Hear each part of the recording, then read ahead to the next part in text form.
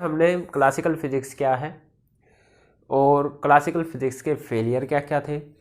Classical physics के failures के आने के बाद जो आपके पास फोटोन का कंसेप्ट आया, लाइट के पार्टिकल नेचर का कंसेप्ट आया, वो क्या है, फोटोन के बारे में जो जो प्रॉपर्टीज़ थी उसकी वे जान ली हमने।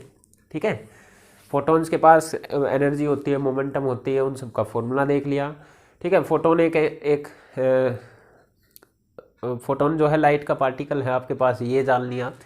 और किस किस चीज़ पे आपके पास एनर्जी वगैरह डिपेंड करती है, इंटेंसिटी पर डिपेंड कर, इंटेंसिटी को रीडिफाइन कर लिया, मोमेंटम को रीडिफाइन कर लिया, ये सब हम कर चुके हैं। ठीक है, अब हम स्टार्ट करते हैं फोटो इलेक्ट्रिक इफेक्ट। ये एक्सपेरिमेंट हर्ट्ज ने और हेल्बर्ग और लेनार्ड ने किया था। तो उनकी ऑब्जर्वेशंस हम पहले देख लेते हैं, उन्होंने क्या किया और उनकी ऑब्जर्वेशंस पर क्लासिकल फिजिक्स कैसे फेल हुई ये एक्सप्लेन कर देंगे। और उसको कैसे, अब जो हम थ्योरी जान चुके हैं पार्टिकल फिजिक्स की, उससे कैसे एक्सप्लेन किया गया ये भी मैं साथ साथ ही बताऊंगा आपको। ठीक है, ओके। तो यहाँ पर देखिए आपके पास, इसको एक्सपेरिमेंट को स्टडी करने से पहले एक टर्म पर लेते हैं हम आपके पास, work function. Work function of a material, of a material या मेटल या कोई भी बोल सकते हैं आप। ठीक है, work function of a material. Work function देखिए क्या होता है, आपके पास क्या होता है, कोई भी सरफेस है। ठीक है, कोई भी मेटल का सरफेस है, इसके अंदर आपके पास क्या रहते होंगे, एटम्स रहते होंगे, है ना। एटम्स की अगर बात करें तो एटम्स में आपके पास न्यूक्लियस रहता है और इलेक्ट्रॉन्स इसके चारों तरफ चक्कर काट रहे होते हैं। जो शुरुआत वाले इलेक्ट्रॉन्स हैं ये तो आपके पास बहुत क्लोज होते हैं, जिसकी वजह से इनके बीच में यहाँ पर स्ट्रॉन्ग इलेक्ट्रोमैग्नेटिक इंट्रैक्शन रहती है। ठीक है, कूलम्बिक फोर्स बहुत ज़्यादा स्ट्रॉन्ग होता है। और मेटल्स की बात करें तो जो लास्ट के इधर वैलेंस इलेक्ट्रॉन आ जाते हैं वे इस न्यूक्लियस से बहुत ज़्यादा दूर होते हैं, बहुत ज़्यादा दूर होते हैं। तो आपके पास रूम टेम्परेचर पे भी अगर मैं बात करता हूँ तो रूम टेम्परेचर पर भी इनके पास इनफ एनर्जी होती है कि ये इलेक्ट्रॉन इतनी इनफ एनर्जी होती है कि इसके अट्रैक्शन को ओवरकम कर सके। इसके अट्रैक्शन को ओवरकम करके ये इलेक्ट्रॉन एक तरीके से फ्री इलेक्ट्रॉन की तरह बिहेव करते हैं। ठीक है, पर ये इलेक्ट्रॉन जैसे ही इस एटम से बाहर निकलते हैं तो इस एटम पर आ जाता है पॉजिटिव चार्ज, ये इलेक्ट्रॉन निकल के गया। जैसे ही बाहर जाता है इस पर पॉजिटिव चार्ज आया तो ये इसको वापस खींच लेता है, पॉजिटिव नेगेटिव के बीच में अट्रैक्शन है ना।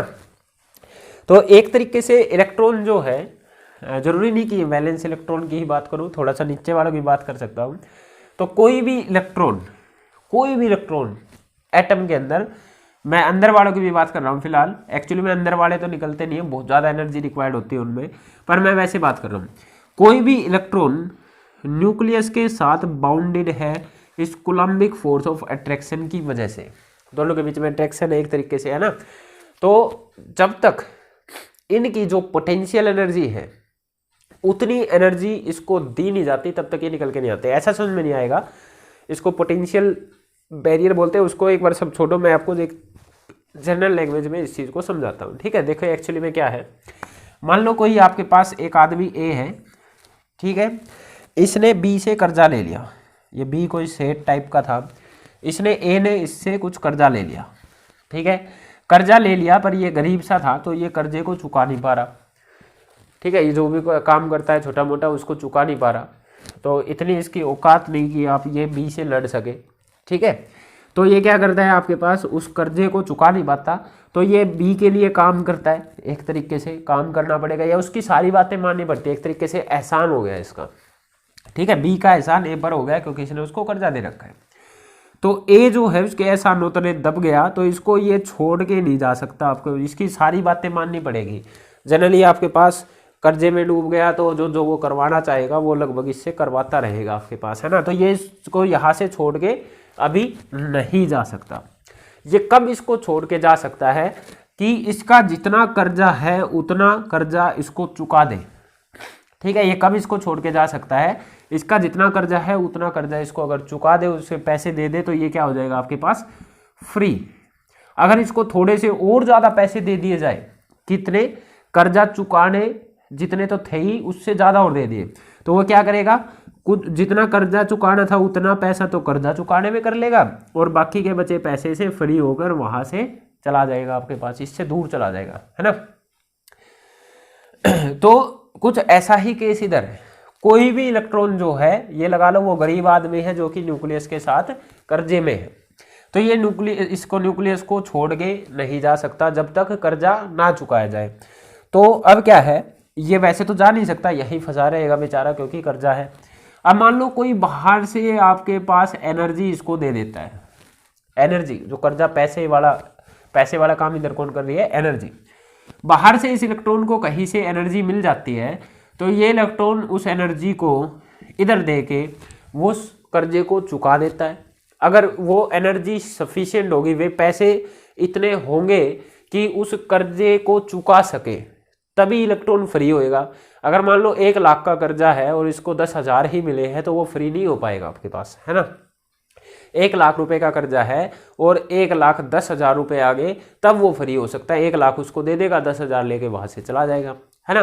तो यहाँ पर आपके पास क्या है कि जो आने वाली एनर्जी है, अगर ये इतनी सफिशिएंट है कि इनके बीच में जो एनर्जी है, इसको पोटेंशियल एनर्जी बोल रहे हैं, उसको ओवरकम करवा सके, आने वाला पैसा अगर इतना ज़्यादा है कि इस कर्जे को ओवरकम कर सके, कर्जे को चुका सके, तो इलेक्ट्रॉन यहाँ से फ्री हो जाएगा। और अगर एनर्जी बहुत ज़्यादा है तो ये मेटल के सरफेस को छोड़ के, एक्चुअली में फ्री तो है ही है आपके पास, पर मेटल को छोड़ के नहीं जा सकती, तो वो इलेक्ट्रॉन उस एनर्जी को गेन करके इसका कर्जा चुकाएगा। एक पोटेंशियल बैरियर होता है सरफेस पे, उसको खत्म करेगा और वहां से आपके पास इलेक्ट्रॉन बाहर निकल जाएगा मेटल सरफेस से। इसी फिनोमेना को फोटोइलेक्ट्रिक इफेक्ट बोला गया था।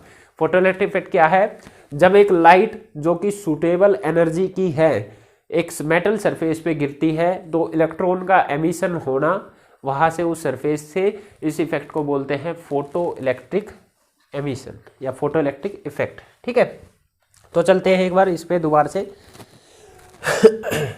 मतलब मैंने वैसे ही बता दिया आपको जल कर्जे वर्जे के चक्कर में। ठीक है, तो एक्चुअली में आपके पास, जैसे मैं अगर बात करूं, एक प्रोटॉन है और एक इलेक्ट्रॉन है आपके पास, इससे r डिस्टेंस दूरी पर है, तो इसकी एक पोटेंशियल एनर्जी होगी। पोटेंशियल एनर्जी का फॉर्मूला होता है पोटेंशियल इनटू में चार्ज, पोटेंशियल इनटू में चार्ज, U इक्वल टू किसी भी चार्ज से r डिस्टेंस दूरी पर पोटेंशियल का फॉर्मूला होता है KQ अपॉन में डिस्टेंस।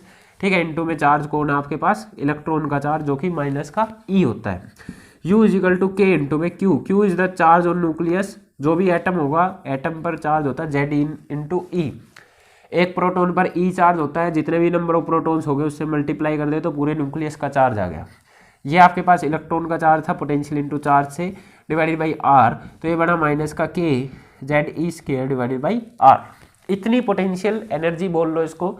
इस इलेक्ट्रॉन के पास इतना कर्जा, नेगेटिव आ रहा है ना, तो इतना कर्जा है।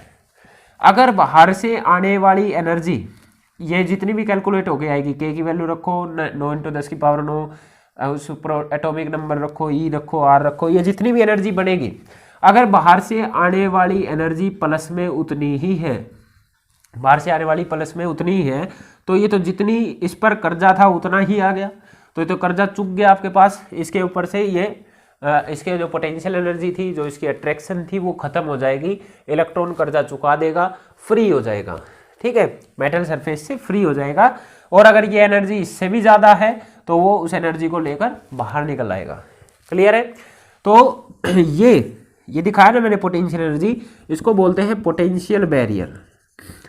तो अकॉर्डिंग टू एटम, जिसका एटॉमिक नंबर वगैरह अलग हो गए, डिस्टेंस न्यूक्लियस का एटम का साइज वाइज अलग होगा, उसका पोटेंशियल बैरियर भी आपके पास अलग अलग रहता है।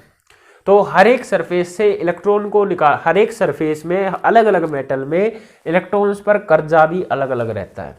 अगर इलेक्ट्रॉन्स पे कर्जा अलग अलग रहता है तो वहां से इलेक्ट्रॉन को निकालने के लिए उसको ज़्यादा या कम एनर्जी, कम या ज़्यादा पैसों की जरूरत भी पड़ सकती है। तो ऐसा मेटल टू मेटल, मतलब मटीरियल टू मटीरियल, आपके पास क्या रहेगा, मटीरियल टू मटीरियल अलग अलग एनर्जी रिक्वायर्ड है इलेक्ट्रॉन को वहां से निकालने के लिए। तो ये किस चीज़ पे डिपेंड करता है, कितना कर्जा है। तो इस चीज़ को हम यहाँ पर वर्क फंक्शन से दिखाते हैं। ठीक है, work function of a material. Clear है? तो वर्क फंक्शन को पहले हम डिफाइन करते हैं कि वर्क फंक्शन क्या है। ओके, ठीक है, तो वर्क फंक्शन क्या है, आपने कुछ एनर्जी डाली, नहीं निकल के आ रहा है इलेक्ट्रॉन, कुछ एनर्जी और बढ़ाई, नहीं निकल के आ रहा। क्यों नहीं निकल के आ रहा होगा? क्योंकि वो एनर्जी इतनी सफिशिएंट नहीं होगी कि इस कर्जे को चुका सके, ठीक है, इस पोटेंशियल बैरियर को तोड़ सके, इतनी सफिशिएंट नहीं होगी। तो एनर्जी धीरे धीरे आप बढ़ाते जाओगे, एक टाइम पे एक ऐसी एनर्जी आएगी जिसके बाद इलेक्ट्रॉन का कर्जा चुक जाएगा, पोटेंशियल बैरियर टूट जाएगा और ये फ्री हो जाएगा सरफेस से। उस टाइम पे जो आपने एनर्जी दी है, उस टाइम पे जो एनर्जी दी है वही मेटल का वर्क फंक्शन था, या वही बोल लो इस पर कर्जा था, ठीक है। तो वर्क फंक्शन को कैसे डिफाइन करेंगे? It is the minimum energy required, it is the minimum energy required, it is the minimum energy required to free an electron from a metal surface, ठीक है। एक मेटल सरफेस से electron को free करने के लिए कितनी मिनिमम एनर्जी रिक्वायर्ड है उसको क्या बोलते हैं? Work function of that material. Free an electron from the metal surface, या फिर it is the minimum energy required by an electron so as it just escape from the metal surface. ऐसा भी लिखा हुआ बुक में, तो आप ऐसा भी लिख सकते हैं। मैं वो भी लिख देता हूँ, जो आपको ठीक लगे वो लिख सकते हैं। It is the minimum energy required by an electron so as it just escape from a metal surface,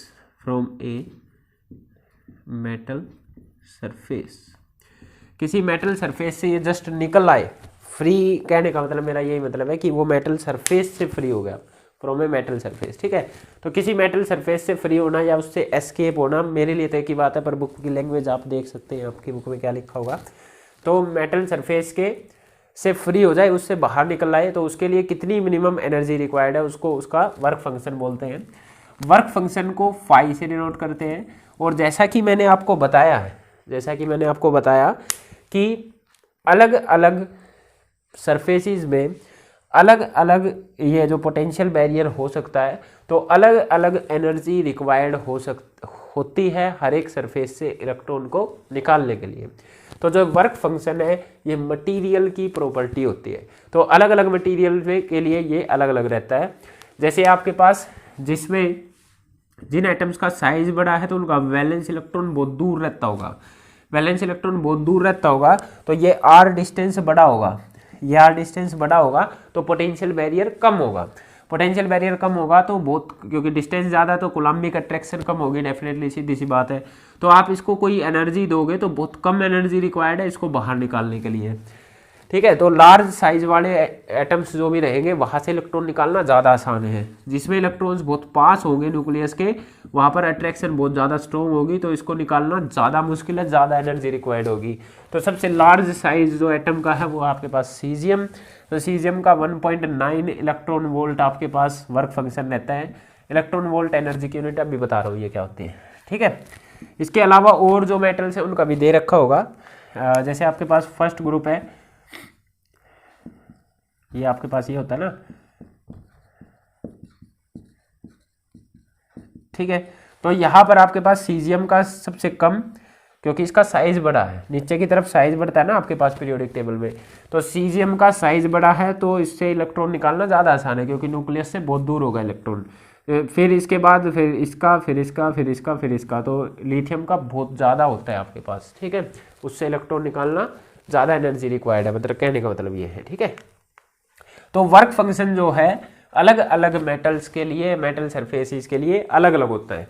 non metals का तो बहुत ज़्यादा होता है, बहुत ज़्यादा एनर्जी रिक्वायर्ड है नॉन मेटल से निकालने के लिए, क्योंकि नॉन मेटल्स का साइज छोटा होता है, उसमें फ्री इलेक्ट्रॉन्स पहले से नहीं होते अंदर, तो वहाँ पर ज़्यादा एनर्जी रिक्वायर्ड है न्यूक्लियस के पास से उठा के लेके आना इलेक्ट्रॉन को, ठीक है। इसलिए वर्क फंक्शन या फोटो इलेक्ट्रिक इफेक्ट में मेटल सरफेस यूज करा गया था, ना कि नॉन मेटल सरफेस, ठीक है। ये बात समझ में आई आपको?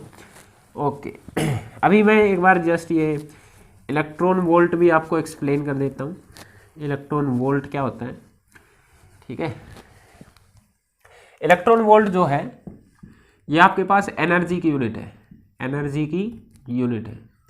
ये आपके पास कहाँ से आई है, इलेक्ट्रॉन चार्ज है, ई जो लिखा चार्ज है, वी जो है आपके पास पोटेंशियल है, या एक्चुअली में आपके पास पोटेंशियल इनटू चार्ज लिखा हुआ है, जो कि फॉर्मूला होता है पोटेंशियल एनर्जी का।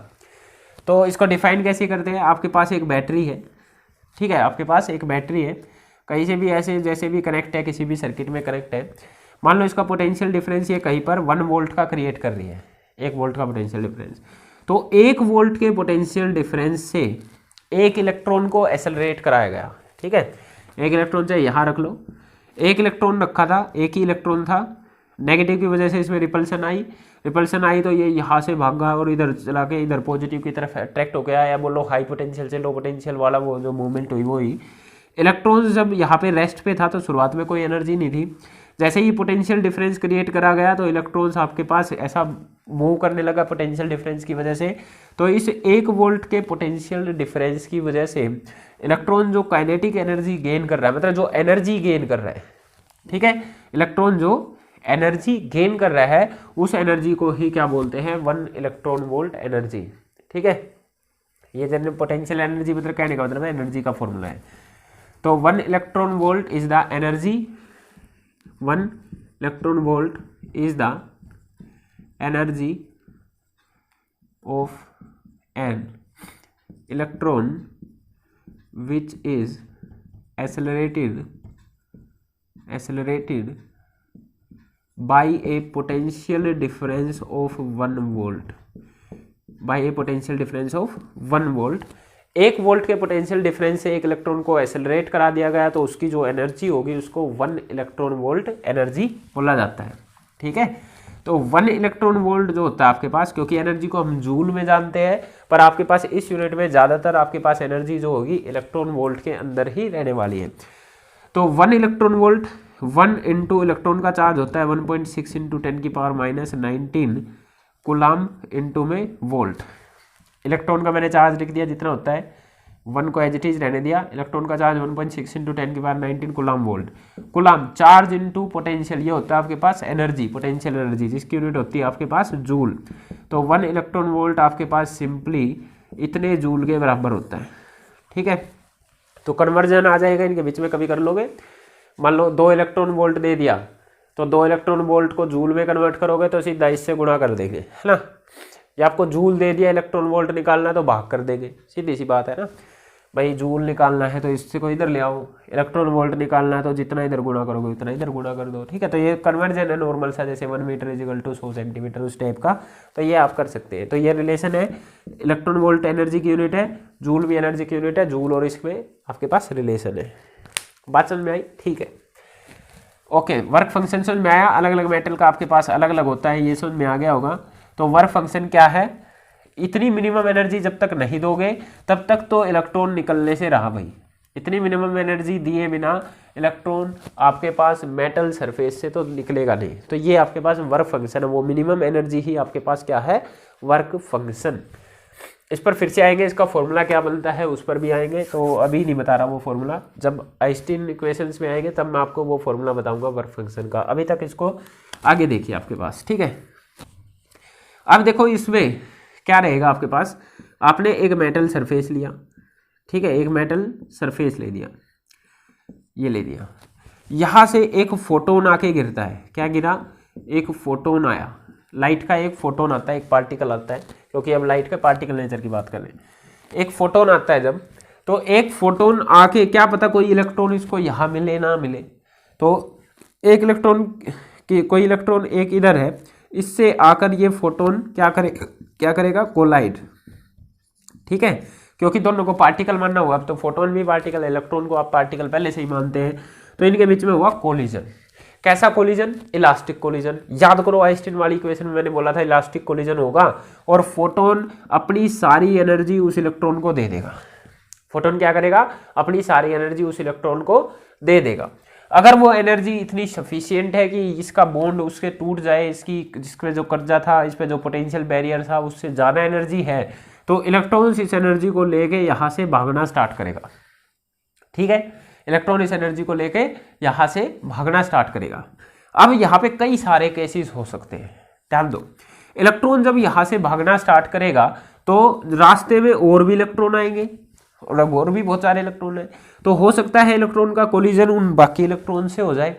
अगर इलेक्ट्रॉन का कोलिजन उन बाकी इलेक्ट्रॉन से हो जाए तो कोलिजन होगा तो कुछ ना कुछ एनर्जी लूज करेगा इलेक्ट्रॉन उनसे। तो मान लो इलेक्ट्रॉन का दो तीन कोलिजन हो गए और उसने बार बार एनर्जी लूज करी, तो उसकी एनर्जी इतनी कम होगी कि वो मेटल सरफेस को छोड़कर बाहर ही नहीं निकल पाया। एनर्जी कम होगी तो नहीं निकल पाएगा भाई, एनर्जी होगी तभी तो निकलेगा आपके पास। ओके, पैसे होंगे तभी तो विदेश में जाएंगे, बाहर निकलेंगे आपके पास, वरना तो वहीं रहना पड़ेगा। तो एनर्जी होगी तभी निकलेगा, एनर्जी इससे मतलब छीन ली गई आपके पास तो ये निकल नहीं पाएगा। तो अगर एक केस ये हो सकता है कि इलेक्ट्रॉन को फोटोन ने तो एनर्जी फुल दे दी थी, पर जब इलेक्ट्रॉन निकलने लग गया तो उसके बाकी के इलेक्ट्रॉन से कोलिजन हो गया और उसने अपनी एनर्जी लूज कर दी और वो बाहर नहीं निकल पाया। तो इस टाइम पर इसकी एनर्जी 0, ठीक है, इसकी एनर्जी 0 होगी एक तरीके से, सारी लूज कर गया ये आपके पास, है ना। ओके, दूसरा केस क्या होता था कि आपके पास फिर से एक फोटोन आता है एनर्जी h न्यू का, एक फोटोन आता है एनर्जी h न्यू का, फिर से टकराता है, सारी एनर्जी इस इलेक्ट्रॉन को दे देता है, ठीक है, सारी एनर्जी इस इलेक्ट्रॉन को दे देता है। इलेक्ट्रॉन फिर से चलता है, इलेक्ट्रॉन फिर से चलता है। अच्छा देखो इलेक्ट्रॉन कब निकलता है, पहले एक बार सुनो, आपके पास दोबारा से बता रहा हूँ, ये न्यूक्लियस था, ये इलेक्ट्रॉन था। जब इसके पास एनर्जी आएगी तो एनर्जी का कुछ पार्ट किसमें करेगा, किसमें यूज करेगा, अपना कर्जा चुकाने में। उसी कर्जे को आप क्या बोलते हो, वर्क फंक्शन, क्योंकि वर्क फंक्शन वो मिनिमम एनर्जी रिक्वायर्ड है जिसके बाद ये फ्री हो सकता है, ठीक है, यही बताया था ना वर्क फंक्शन। तो मिनिमम एनर्जी किसके बाद फ्री हो सकता था, कर्जा चुकाने के बाद ही तो फ्री हो सकता था। तो वर्क फंक्शन को आप कर्जे से रिलेट करके चको, ठीक है। जब तक कर्जा नहीं चुकेगा तब तक तो फ्री का मतलब ही नहीं होता। इसका मतलब आने वाली एनर्जी का कुछ हिस्सा तो ये कर्जा चुकाने में यूज करने वाला है, कुछ हिस्सा तो ये वर्क फंक्शन क्लियर करने में यूज करने वाला है, ठीक है। तो केस क्या हो सकता था, फोटोन आया, टकराया, फोटोन इसको अपनी फुल एनर्जी दे गया, फोटोन इसको एनर्जी दे के गया है भाई, तो ये क्या करेगा, फोटोन से आई एनर्जी का कुछ हिस्सा तो वर्क फंक्शन क्लियर करने में यूज कर देगा, अपना कर्जा करने में यूज कर देगा, और फिर यहाँ से बाकी बची एनर्जी को लेके चलेगा, अगर बाकी एनर्जी बचेगी तो। बाकी एनर्जी जब ये लेके यहाँ से चलता है तो अब की बार मैं मानता हूँ कि कोई कोलिजन नहीं हुआ, ठीक है, कोई कोलिजन नहीं हुआ, तो ये अब के पास, इसके पास जितनी भी एनर्जी थी उस एनर्जी से निकल के आएगा, उस एनर्जी से निकल के आएगा। इसके पास कितनी एनर्जी बची होगी, ध्यान दो, इसके पास एच न्यू तो आई थी, एच न्यू बाहर से आई थी, उसमें से कुछ एनर्जी ये वर्क फंक्शन करिए, वर्क डन एनर्जी है ना एक तरीके से, तो कुछ energy phi amount of energy, work done energy, amount of energy, work done और एनर्जी एक जैसी चीजें। तो ये क्या करके आपके पास फाई अमाउंट ऑफ एनर्जी तो इस एटम को दिया आया, वहां से कर्जा चुकाया, तो इसके पास एनर्जी कितनी बची, एच न्यू माइनस फाई, ठीक है, और ये बाहर निकल आया, बीच में कोई कोलिजन नहीं हुआ। तो ये मैक्सिमम एनर्जी है इसके पास इस टाइम पे, ये क्या है इसके पास, मैक्सिमम एनर्जी है, मैक्सिमम एनर्जी ऑफ फोटोन। इससे ज्यादा एनर्जी इसके पास नहीं हो सकती। क्यों नहीं हो सकती, देखो ध्यान से, फोटोन ने अपनी सारी एनर्जी एच न्यू इसको दे दी, सारी एनर्जी इसको दे दी, ये बाहर एच न्यू से नहीं निकल के आ सकता। क्यों नहीं निकल के आ सकता, कर्जे में था, कर्जा तो चुकाना ही पड़ेगा, तो एच न्यू में से कुछ एनर्जी तो इसको देकर ही आनी पड़ेगी, ठीक है, कुछ एनर्जी देके आया, कितनी देके आया, फाई देके आया। फिर मैंने आते वक्त इसका कोई कोलिजन कंसीडर नहीं करा, एक्चुअली में कोलिजन होते होंगे, मैंने कोई भी कोलिजन कंसीडर नहीं करा, तो मैंने और कोई एनर्जी का लॉस इसमें लिखा ही नहीं है। तो ये इस टाइम पे मैक्सिमम इतनी ही एनर्जी हो सकती है। एच न्यू आई थी, उसमें से फाई तो उसको देके आनी पड़ती है, इसका तो कोई तोड़ है ही नहीं, इतनी तो देनी पड़ेगी, फाई दे आया, और मैंने कोई भी लॉस कंसीडर नहीं करा, तो इससे ज्यादा आपके पास एनर्जी हो ही नहीं सकती इसके पास। तो ये मैक्सिमम एनर्जी होती है फोटोन की। किस फॉर्म में दिखेगी, इलेक्ट्रॉन बाहर मूव करता आ रहा है तो ये काइनेटिक एनर्जी की फॉर्म में दिखेगी। तो एक्चुअली में ये आपके पास maximum kinetic energy of a photon होती है, ठीक है। तो इसको लिखा जाता है के maximum, maximum kinetic H new minus का फाई। यही थी बाद में आइंस्टीन फोटो इलेक्ट्रिक इक्वेशन। इस पर एक बार फिर से आएंगे, बस मैं अभी जस्ट ये एक्सप्लेन कर रहा था कि आपके पास मैक्सिमम एनर्जी होती है, ठीक है। तो इतना आ गया हमारे पास, है ना। इसको आगे जाके आइंस्टीन फोटो इलेक्ट्रिक इक्वेशन बोलेंगे, अभी उस पर नहीं जा रहे, तो आगे देखिए आपके पास हमने क्या बोला वर्क फंक्शन के अंदर, it is the minimum energy required, minimum energy required है कि इलेक्ट्रॉन जस्ट एस्केप हो जाए, जस्ट बाहर आया है मेटल सरफेस से, उसकी कोई काइनेटिक एनर्जी की बात निकल है, जस्ट फ्री होके बाहर आ गया आपके पास मेटल सरफेस से। तो आपके पास उस टाइम पर देखिए, मैं यहाँ पर दिखा रहा हूँ आपके पास ये मेटल सरफेस है, इस पर कोई एनर्जी गिरी, मैं मिनिमम एनर्जी की बात कर रहा हूँ जो इलेक्ट्रॉन को जस्ट फ्री कर रही है। तो मैंने मान लिया कि उस टाइम पर जो मिनिमम एनर्जी आ रही है एच न्यू नोट के बराबर आ रही है, एच न्यू नोट, कुछ फ्रीक्वेंसी अलग होगी ना, ये तो आपके पास कुछ ज़्यादा ही थी, इलेक्ट्रॉन को निकाल दी थी, तो मैंने जस्ट इसमें क्योंकि काइनेटिक एनर्जी भी है, उसने कर्जा चुकाया और बाकी बचे को लेकर भागा भी है, ठीक है। हमको अभी कर्जा चुकाना, बस इतनी चाहिए, हमको सिर्फ इतनी चाहिए कि कर्जा चुके, इतनी एनर्जी चाहिए। तो उसके लिए मैंने कोई फ्रीक्वेंसी डाली म्यू नोट, और मैं मान के चल रहा हूँ कि इस म्यू नोट एनर्जी को लेके इलेक्ट्रॉन ने जस्ट अपना कर्जा चुकाया है और इधर आके फ्री हो गया, बस बाहर नहीं जा रहा, कहीं पे मूव नहीं कर रहा, जस्ट फ्री हो गया। तो इस केस में यही था ना, minimum energy required just to free, आपके पास फ्री करा है इलेक्ट्रॉन को, just to escape out, just बाहर निकाला है, कोई मोशन नहीं दिया। तो इस टाइम पे मैं वर्क फंक्शन का फॉर्मूला निकालने जा रहा हूँ एक्चुअली में। इस टाइम पे काइनेटिक एनर्जी कितनी होगी, 0, क्योंकि बाहर भागा नहीं है, जस्ट आपके पास कर्जा चुका के आया। तो इस इक्वेशन में मैं काइनेटिक एनर्जी को 0 रखता हूँ, काइनेटिक एनर्जी को 0 रखा, इजिकल टू एच, और कितनी लाइट आई, कितनी एनर्जी आई थी आपके पास, एच न्यू नोट, ठीक है।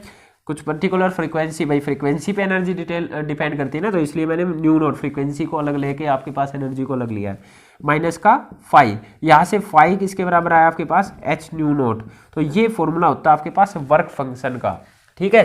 तो work function phi is equal to H nu naught, या फाई नोट भी लिख देते हैं वर्क फंक्शन को जनरली। तो इसका फॉर्मूला होता है एच इंटू में nu naught, where nu naught is called threshold frequency, nu naught is called threshold frequency. तो आप एक बार ध्यान दीजिए, ये वो मिनिमम एनर्जी रिक्वायर्ड है, क्या होता था आपके पास वर्क फंक्शन, ये वो मिनिमम एनर्जी रिक्वायर्ड है इलेक्ट्रॉन को उसके फ्री कर देना, फ्री उसके मेटल सरफेस से, ताकि वो जस्ट आपके पास बाहर निकल के आया है मेटल सरफेस से, उसके पास कोई काइनेटिक एनर्जी नहीं है। तो इसको ऐसे भी डिफाइन किया जा सकता है, it is the minimum energy required by an electron just to escape out from a metal surface without having any kinetic energy, ठीक है। तो आप वर्क फंक्शन की जो डेफिनेशन है उसमें ये भी लिख सकते हैं, it is the minimum energy required by an electron so as it just escape from a metal surface without having any kinetic energy. Just escape का मतलब ये है without having any kinetic energy, उसके पास कोई काइनेटिक एनर्जी नहीं है, just आपके पास निकल के आया। तो वर्क फंक्शन को ऐसे भी डिफाइन किया जा सकता है, ठीक है। वर्क फंक्शन को इस तरीके से भी डिफाइन करा जा सकता है। अब क्या है आपके पास, ये फॉर्मूला निकल के आया, इसमें न्यू नोट क्या है, थ्रेशोल्ड फ्रीक्वेंसी। भाई हमने क्या बोला कि एनर्जी जो है, हमने क्या बोला, एनर्जी जो है मिनिमम होनी चाहिए। एनर्जी का फॉर्मूला होता है आपके पास एच इंटू न्यू, ये में एच तो चेंज नहीं हो सकता, तो एनर्जी को मिनिमम करने के लिए फ्रीक्वेंसी को चेंज करना पड़ेगा। तो हमने फ्रीक्वेंसी को न्यू नोट रखा, तो ये वो मिनिमम फ्रीक्वेंसी ही होगी जिसके बाद उतनी मिनिमम एनर्जी बनी कि इलेक्ट्रॉन आपके पास बाहर आ सके। तो इसको हमने नाम दिया threshold frequency.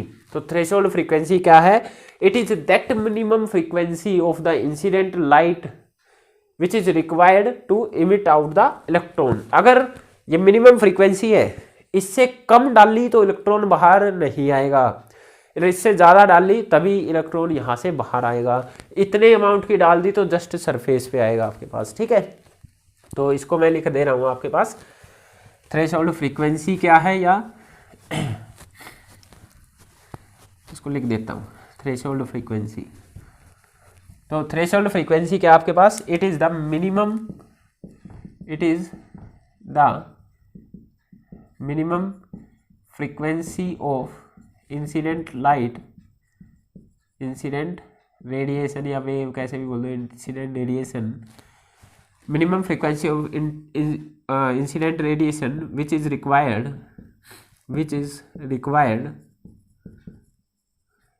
To which is required by an electron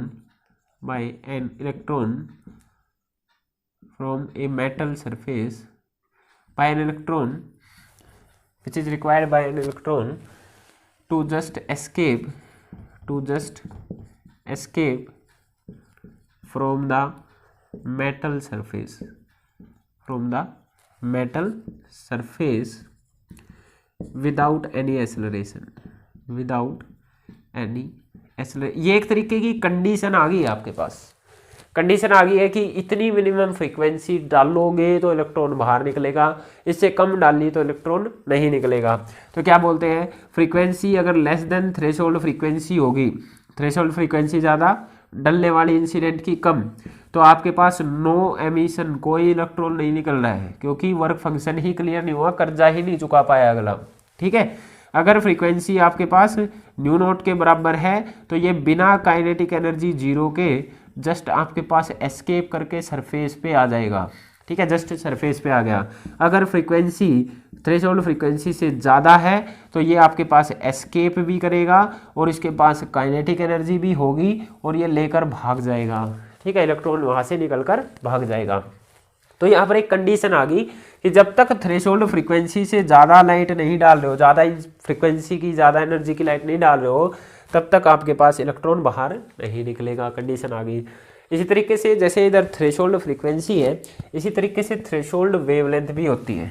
ठीक है, जैसे थ्रेशोल्ड फ्रीक्वेंसी है, इसी तरीके से थ्रेशोल्ड वेवलेंथ भी आप बोल सकते हैं, कोई वो नहीं है। थ्रेशोल्ड वेवलेंथ कैसे निकलेगी, phi naught is equal to H nu naught होता है। आपको पता है कि C is equal to nu into lambda होता है, तो nu naught into lambda naught निकलो, तो न्यू नोट को आप क्या लिख सकते हैं, सी बाई लैम्डा नोट। तो आपके पास फाई नोट का फॉर्मूला क्या बन जाएगा, H C by lambda naught. ठीक है, तो आपका वेवलेंथ की टर्म में भी वर्क फंक्शन लिख सकते हैं, आप फ्रीक्वेंसी की टर्म में भी वर्क फंक्शन लिख सकते हैं। इस टाइम पे जो लैम्डा नोट है ये आपके पास थ्रेशोल्ड वेवलेंथ है, आपके पास minimum wavelength of the light required to emit out the electrons from a metal surface, ऐसा इसको डिफाइन कर सकते हैं। तो ये वर्क फंक्शन था। वर्क फंक्शन अलग अलग मटीरियल का अलग अलग हो सकता है, ये आपके पास जस्ट प्योरली मटीरियल की प्रॉपर्टी है। ठीक है।